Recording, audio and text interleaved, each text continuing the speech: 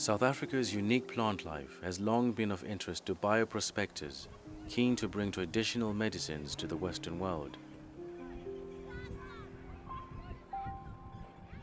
We have 20,000 plant species in South Africa, and we have a unique floral kingdom that only occurs here. So it's a big challenge for us to work out how do we protect this biodiversity. It's a massive responsibility.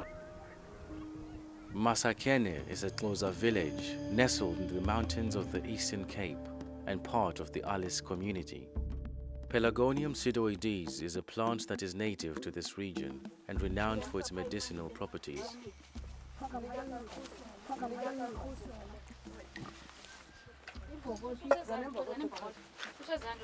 Eliyeza lona ndilazele ebuntwaneni asuba ndilazi kuba ndimdala.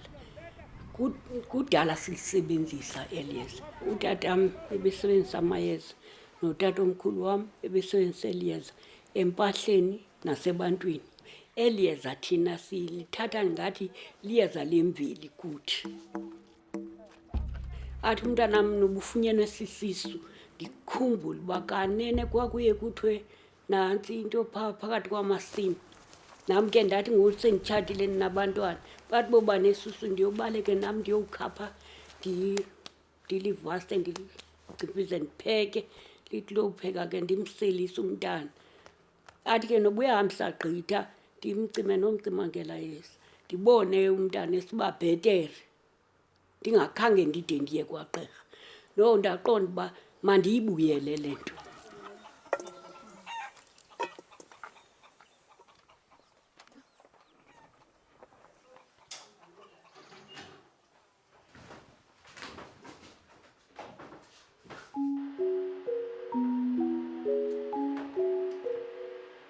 Life is hard here. About a third of this region's population is unemployed. Men struggle to find work in larger towns.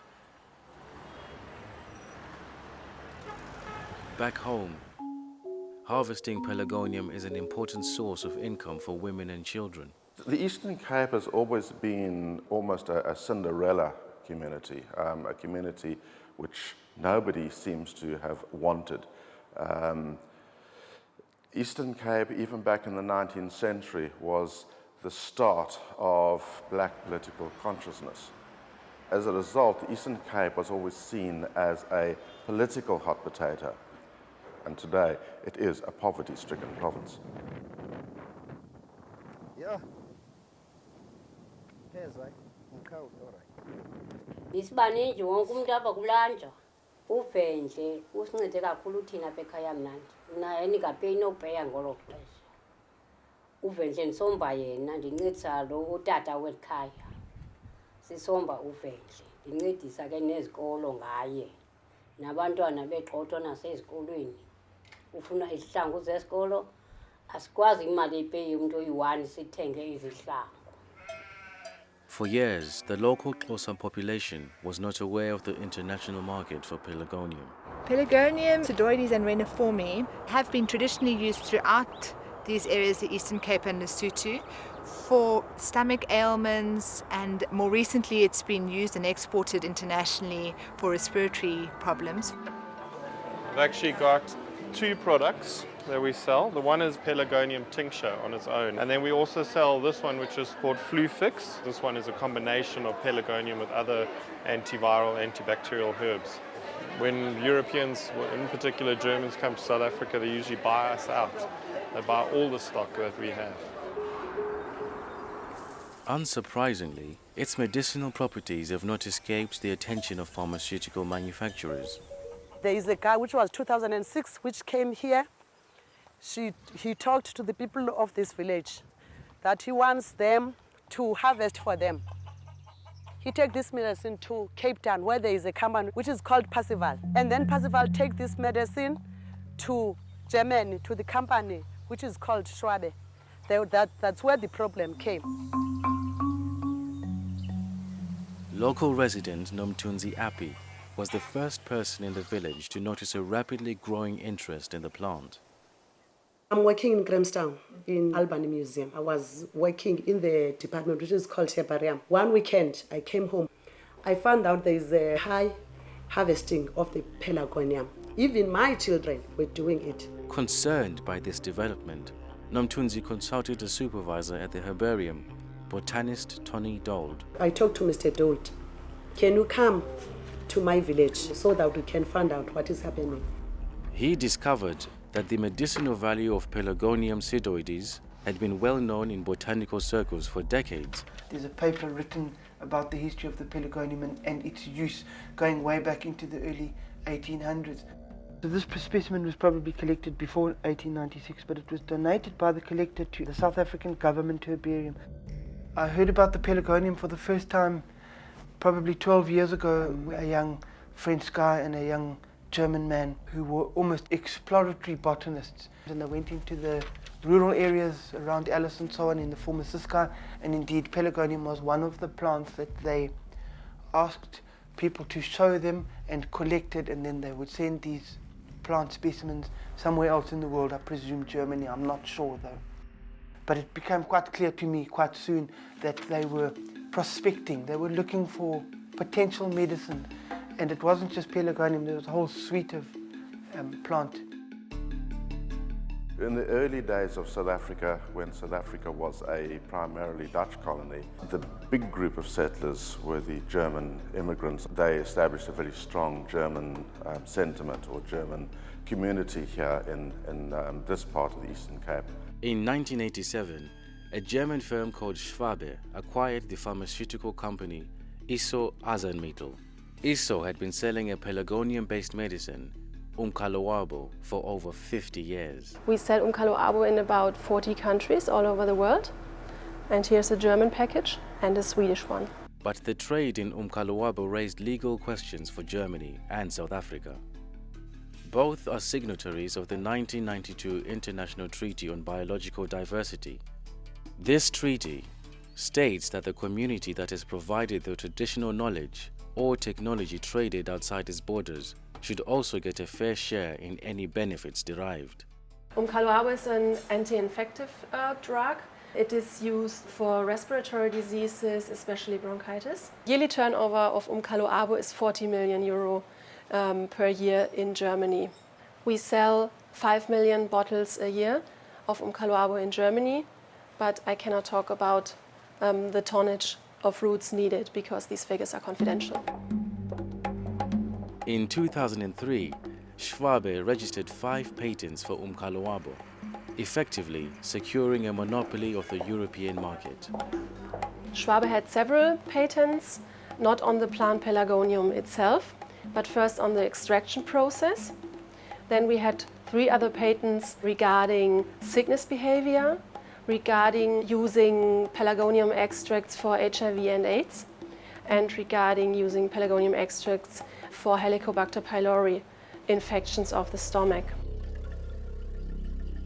Pharmaceutical companies apply for patents to stimulate innovation and to get protection for the research they have conducted to arrive at new medicines.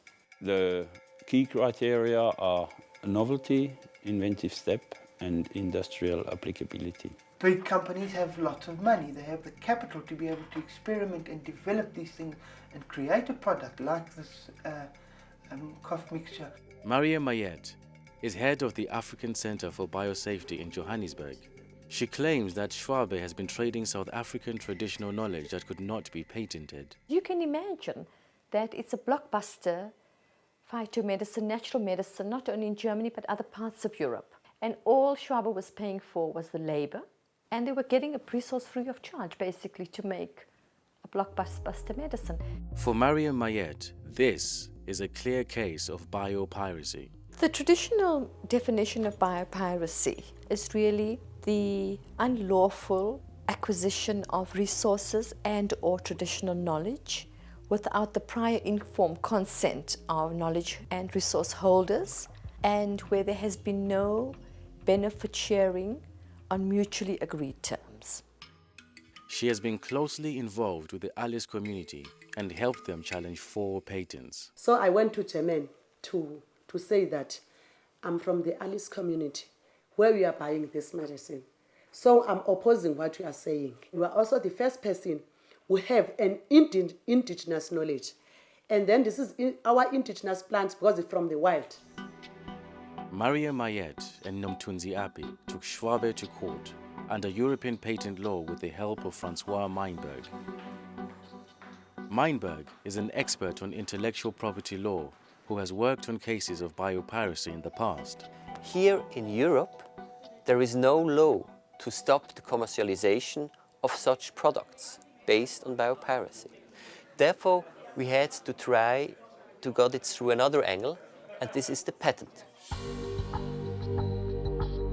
What the patent is doing is to give you the right to exclude others to use it. And so I think that was their aim, to really build with different patents a whole wall around this use of Pelargonium. In January 2010, the European Patent Office revoked one of the 5 Umkaloabo patents on the grounds of lack of inventivity. Patent decisions are seldom reversed. The case of Pelargonium, 4 opponents submitted new evidence to the opposition division. The opposition division came to the conclusion that the patent did not involve an inventive step. We have filed opposition against other 3 patents, and there's been, for example, 1 patent on AIDS, where we have already received a commentary by the patent office, where they said, in this case, it's also not only not inventive, it's also not novel. There should not be any patents which used biopirated resources or knowledge to do the invention. 3 months later, Schwabe dropped 3 more patents and produced a 10-minute video to validate their activities related to Pelargonium trade. As an independent family business, the leading manufacturer of herbal medicinal products has shown its commitment towards the people in the countries where the raw material comes from. Das Patent war kein Stoffschutz. Es hat auch nichts. The patent is not a substance patent and does not monopolize anything, neither here and certainly not in Africa. The patent was revoked for technical reasons only, and not because it violates CBD regulations. Die Regeln der CBD. The result of this case will have absolutely no effects on the availability of Umkaloabo. I expect that our many extremely loyal buyers will want us to act responsibly and that they will reward us for doing so. That's why I believe that the decision we've made will lead to the product gaining an even higher acceptance level. Opinions differ as to whether there is even a case for patenting traditional knowledge and genetic resources. If a company came to South Africa and found a plant and developed a product that, for example, cured AIDS, that would be just too wonderful. And in that case, I don't think any traditional community could stand up and say, well, that belongs to us, you can't use it. Patents are just another layer of biopiracy. There isn't an absence of biopiracy when there's no patents. It's being boiled now, but it's very hot. What is going to happen is that she's going to wait till it becomes cool. Thereafter, she's going to take the mixture into the container, and then it's ready for everyone to drink it. Despite the patents being revoked, the African Center for Biosafety continues to call for radical changes in the way Pelargonium is being traded. She's selling a liter for 45 rands. But Schwabe, what is selling that for, that little bottle? It's 35 euros in German.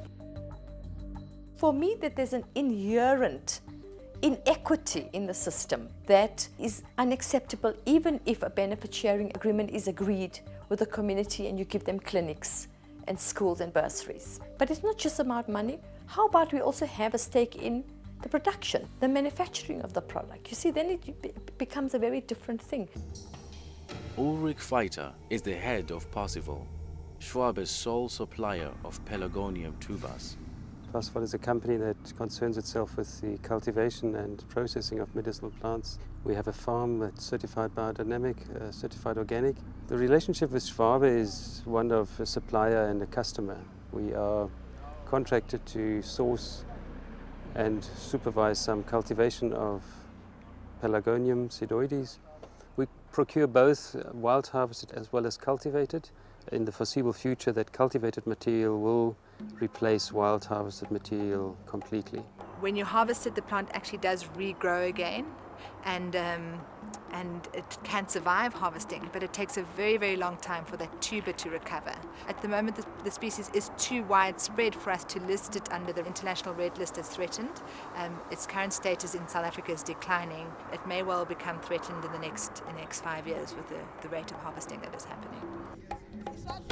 As harvesting Pelargonium in the wild is not controlled, locals set up the Pelargonium project in order to cultivate the plant in a more sustainable way.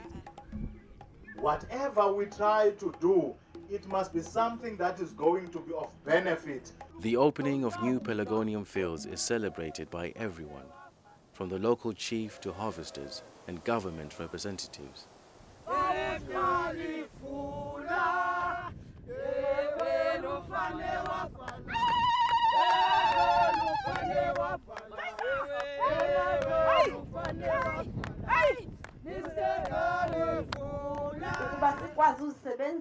I'm working as a manager in environmental affairs, responsible for biodiversity conservation management. We are promoting that these communities cultivate and not rely only from wild populations. It's the first project. I don't know whether there are some projects in the country like this, but for us in the Eastern Cape, it's the first project. We're trying to encourage these communities because, as you know, in the Eastern Cape, people rely basically on biological resources. So far, only Parsifal is entitled to harvest and export the plant internationally through a controversial permit system. You have to have permits which are based on two levels basically. There's a provincial level, that's where you apply for your harvesting permit, and then for your bioprospecting permit you apply on a national level. There are two communities that have been issued with an official harvesting permit on the ground that they can only sell to entities like ourselves who have applied for the bioprospecting permit.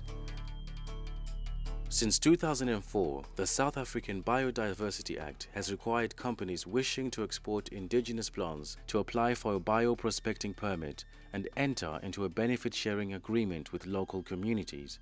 Material can only be sold to ourselves because there is nobody else that complies with the regulations. The permit says when you harvest it, you can only give it to Parsifal and no one else, which means that you preclude other people in South Africa from accessing the roots and therefore preclude them from accessing a market. From our side, the department is issuing permits for harvesting of Pelargonium. So if we find that a person has harvested without a permit, then that person will be charged.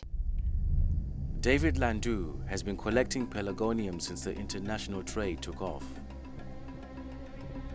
That used to be the place where the buying was taking place. And also, it is where the people were caught. One day we saw cars coming from the chief, and he was complaining that we have no right to sell this Pelargonium. So I went to court, I told the magistrate what is happening, and we're not aware that this route, we must have a permit for it. It's Mingangatelo Trust and Siyazama.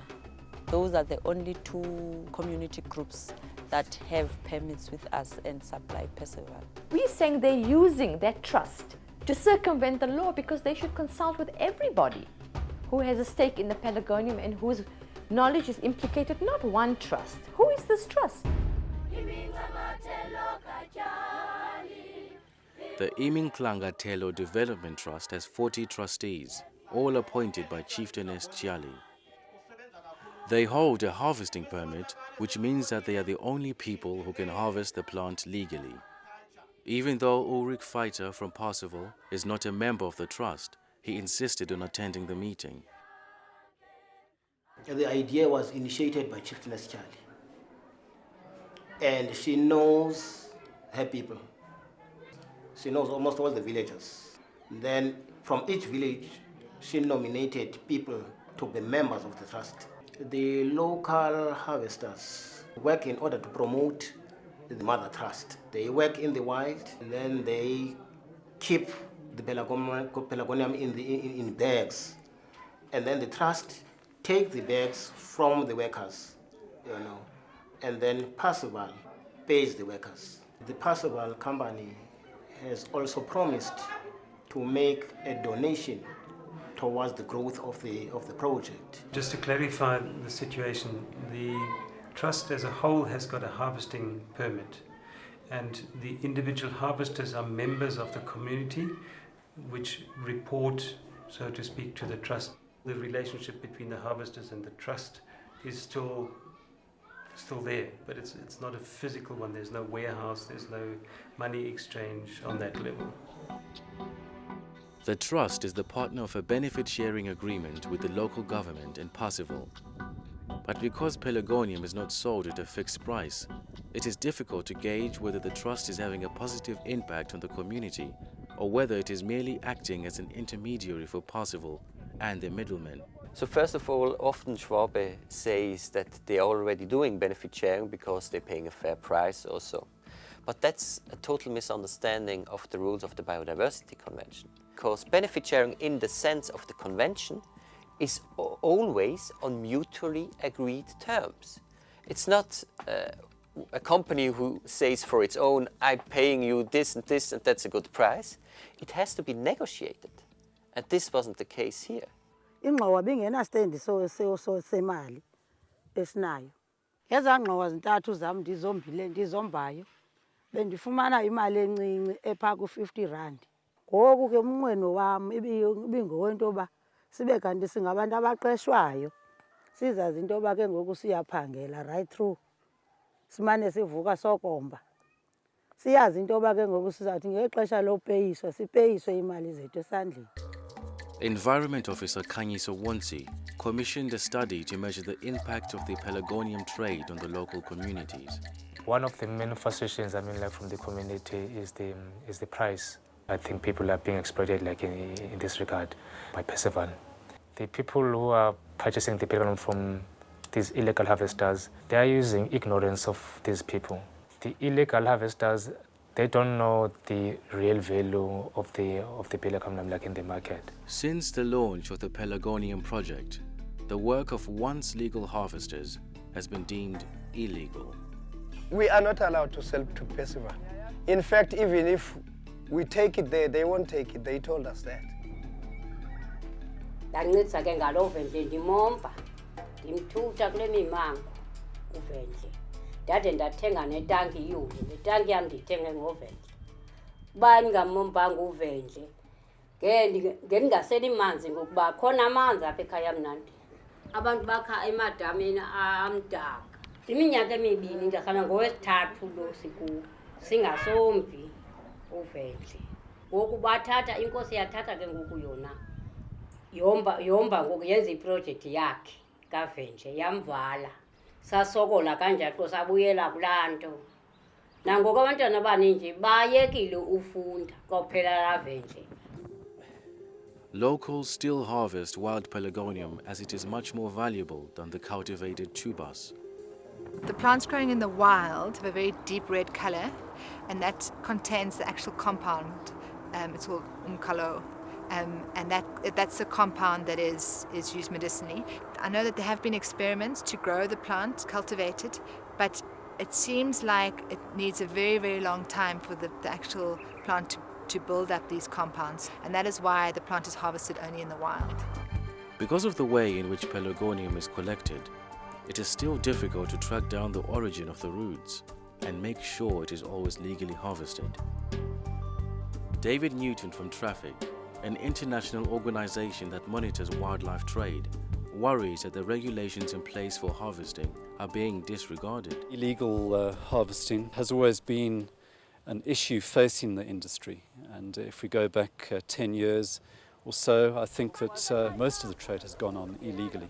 Now, we're not sure where all of that product goes to, It's very clear from our work that there has been very little monitoring of exactly where plants are being taken out of the wild. Groups of largely uncoordinated harvesters go out, and wherever they find a population they will then harvest it. It's also very clear that this plant, if it is harvested too regularly, like every year, then the population definitely goes into decline. And we don't want that to happen. That is not what we would regard as a sustainable trade. Francois Meinberg believes that the new protocol on access and benefit sharing, signed at the Nagoya Conference in October 2010, is a step forward in the fight against biopiracy. With potentially heavy consequences for drug companies, this protocol should ensure that the communities benefit from discoveries based on traditional medicine. Genetic resources are not world heritage anymore. They are owned or under the sovereignty of national states, and some countries also give the power to decide about access to the holders of the traditional knowledge or to the indigenous groups living in this area where the genetic resources comes from. The solution is if we can sit down with Schwade, not Percival, what our high hopes are. We want to harvest this medicine from the wild. We are not going to go to Percival. We're going to find the way where we can export it ourselves. We are not going to, we don't want a middleman at all. And also we are going to tell them the price ourselves. We're going to price our medicine. This is a project for the blacks, for the people which comes from their area. It's our fight. We did the same for freedom in this country. As big pharmaceutical companies seek new remedies, people with the knowledge to transform rare plants into powerful medicines have the potential to make substantial profits. But trade in resources like Pelargonium is often plagued by poor regulation and self-interest. New international policies may be a step towards holding perpetrators of biopiracy accountable for their actions.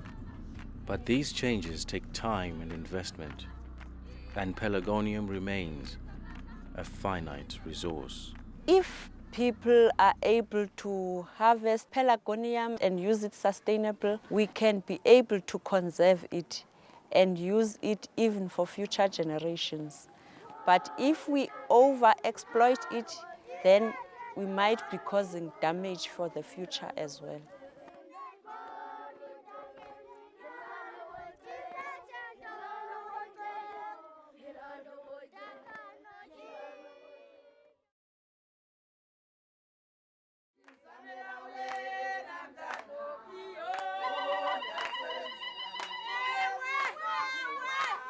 Isamela we